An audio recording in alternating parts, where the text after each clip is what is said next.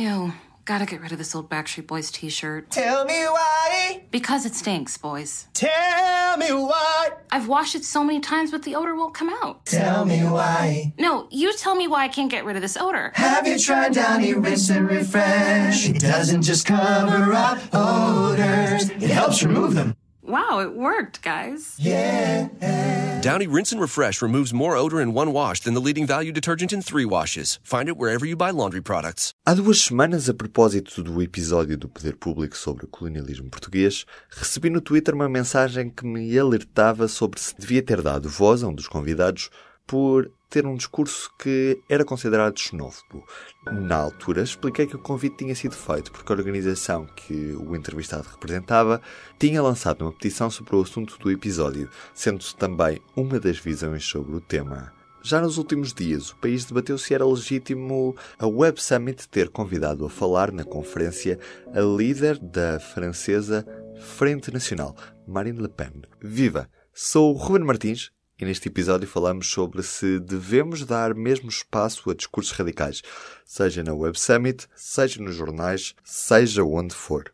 Ou se aqui é a liberdade de expressão que está acima de tudo isso.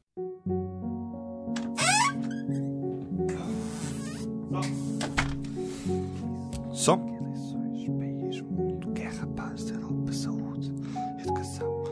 No meio de tanta conversa, trazemos as histórias. Poder Público. As páginas de um jornal. Vou descer aos arquivos do jornal. Vim aos arquivos à procura das edições de julho de 1990, a altura em que a extrema-direita europeia reuniu em Portugal. Foi esta bandeira nazi que os militantes do PSR conseguiram exibir por escassos mas eloquentes minutos. A intenção era apenas uma, abalar a autoconfiança dos deputados europeus de extrema-direita. A nossa ideia era essa, era mostrar que eles têm que se sentir inseguros perante um protesto que pode passar das palavras aos atos. Vamos ver o que se dizia. 1 de julho de 1990, estávamos na edição número 119 do Público.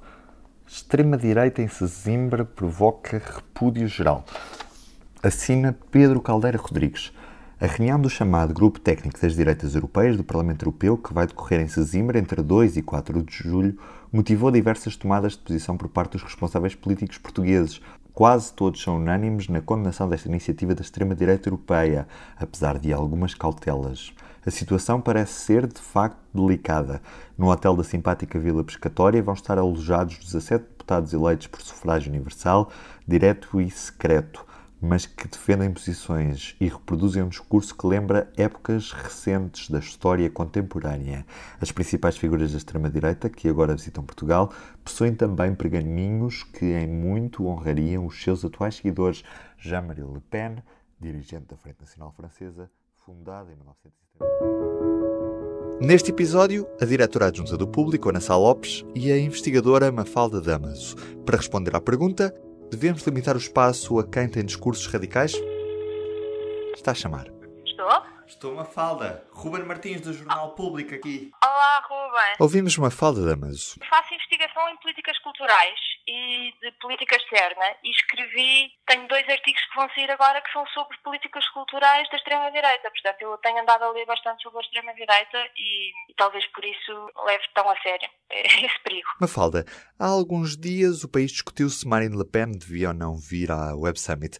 Qual é que é a tua opinião? A Web Summit tem a liberdade de convidar a Marine Le Pen, como tem a liberdade de convidar qualquer outra pessoa.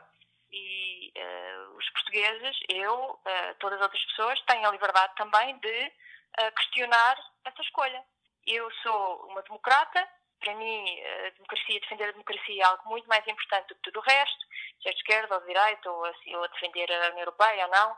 E, portanto, sabendo o que está a acontecer hoje, em 2018, na União Europeia, isto é, sabendo que as democracias estão sob ataque e que a extrema-direita está organizada de forma internacional, com o apoio de Steve Bannon, com financiamento da Rússia, financiamento esse da Rússia, que tem como objetivo, ou melhor, que tem interesses geopolíticos contrários aos da União Europeia e, portanto, Portugal. Sabendo isso, não é? Vivendo no Reino Unido, onde assisti à radicalização do debate político, a um ponto em que uma deputada inglesa foi assassinada por uma pessoa que tinha livros nazis em casa, que gritou Britain First. Reino Unido primeiro. Sabendo que isso está a acontecer, eu tenho a liberdade também de me exprimir e de questionar essa escolha. Para compreender o discurso de Le Pen, Mafalda recomenda o livro Inside the Mind of Marine Le Pen, dentro da cabeça, da mente de Marine Le Pen, e foi escrito por um historiador, Michel Ercheninov, que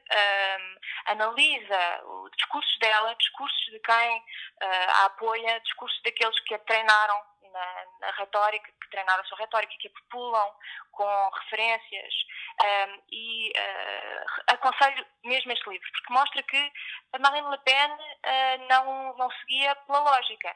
E, portanto, tudo o que lhe permita vitimizar-se, tudo o que lhe permita dizer que há um complô, vai ser utilizado por ela como tal. Portanto, o facto de ela acabar por não vir a um complô, se ela não fosse convidada para este ou para outros eventos, não estou a falar deste, do Summit, todos quaisquer, seria um complô, ou se depois fosse e viesse, mas houvesse um jornalista que colocasse uma questão ao nível do detalhe, que não desistisse até que ela respondesse à questão, seria um complô. Portanto, se nós vamos utilizar o complô ou o facto de ela se queixar e de se vitimizar como uma justificação para não agir, então isto perdemos, porque ela ganha logo, ela vai se vitimizar sempre.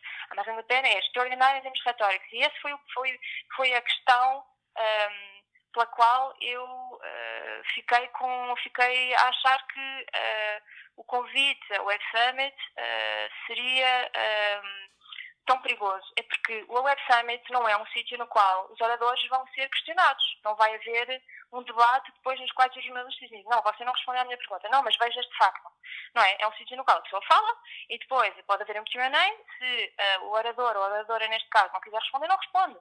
E depois o que é que acontece? Acontece que há uns clipes de 30 segundos ou um minuto ou o que for, que aparecem nos jornais e aquilo funciona como publicidade. Ora, é um perigo tão grande, e volto a dizer, é um perigo tão grande para as democracias europeias, é um perigo tão grande para Portugal, a Marine Le Pen e a rede da qual ela faz parte, que temos de ou nos preparar muito bem e, portanto, entrevistá-la, dar-lhe direito, claro, para falar, mas entrevistá-la com muita preparação, questionando as suas respostas, dizendo não, isso não é verdade, ou se faz isso, ou então está-se apenas a dar PR gratuito. Ana Sá Lopes, bem-vinda ao Poder Público. Devemos dar espaço a discursos radicais? Nós não podemos ignorar que existem discursos radicais e fascistas dentro da nossa sociedade. Se calhar foi por termos ignorado isso demasiado que eles até ganharam eleições. Como estamos a falar de Trump na América, estamos a falar de Viktor Orban na Hungria, estamos a falar de Salvini na Itália. Muitas vezes a tentação de ignorar é até contraproducente para os defensores da democracia. É completamente contraproducente. Há uma não vamos dar voz, vamos ignorar. A questão é que não vamos dar voz, mas a voz espalha-se sem enquadramento muitas vezes, e acho que não se deve entrar naquela coisa de censurar uma coisa que existe. Até para combater é preciso conhecê-la e saber que ela existe e saber que ela tem força ou não, e claramente ela está a crescer na Europa e deve-se saber o que eles dizem, deve saber quais são aquelas vozes, porque aquelas vozes chegam ao povo, que é quem vota, e quem tentar ignorar sob a capa de uma não vamos dar voz porque eles não vão, porque estamos a dar-lhes publicidade, é talvez a pior, é muito pior.